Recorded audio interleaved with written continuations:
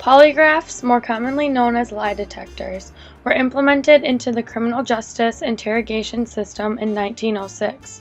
Originally, the polygraph machine used scrolling paper, time marker movements, and a needle with ink.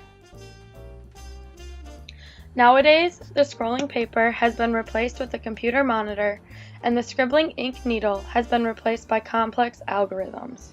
The computer monitor is connected to many probes and tubes that measure one's respiratory rate, blood pressure, and skin resistance. We can see the way your breathing changes. We can see the way your skin reflects. You actually will release more sweat in your finger glands when you tell a lie. There's things that go on that maybe science doesn't actually understand why, but it occurs. So that little feeling inside you when you're telling a lie, we get to see it on the screen. Respiratory rate is measured by placing two pneumographs, tubes filled with air, around the subject's chest and abdomen. When one breathes, the chest and abdomen muscles expand, which displaces the air inside the tube.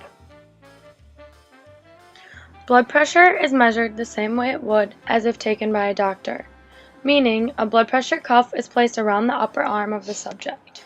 Lastly, skin resistance is measured by attaching galvanometers on two of the subject's fingers. Galvanometers are used to measure sweat production. Since the fingertips are the most porous and the easiest to detect sweat, the galvanometers are measured by the ability of the skin to conduct electricity. The wetter the fingertip, the higher the electricity reading. A typical polygraph test lasts 1.5 to 3 hours. This is because there are 3 different steps involved: the pre-test, the in-test, and the post-test. During the pre-test, there is a regular interview between the examiner and the subject. The examiner uses this time to get to know the subject and to visually analyze their behavior. They also formulate and review the questions they are going to ask during the polygraph test. They then tell the subject they are going to give them a polygraph test and ask if they would like to confess anything beforehand. They do this because the psychological warfare can cause them to change their response to each question. Love Riley? No. A little bit? Just a little bit. A little bit. Okay. Are you always nice to the other kids in your class? Yes. Not always? Not always. Next, they move on to the in-test. As it sounds, this is the part where the polygraph test begins.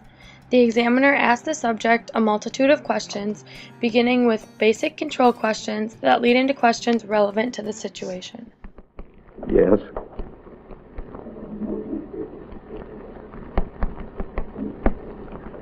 Do you intend to answer truthfully each question regarding the stolen watch?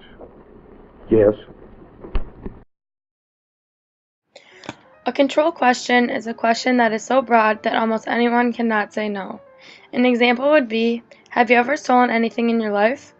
If the subject answers no, then the readings of that lie are referenced with the rest of the questions being asked. The last part of the test is the post-test. This is where the examiner analyzes the data and determines whether or not the subject is guilty or innocent.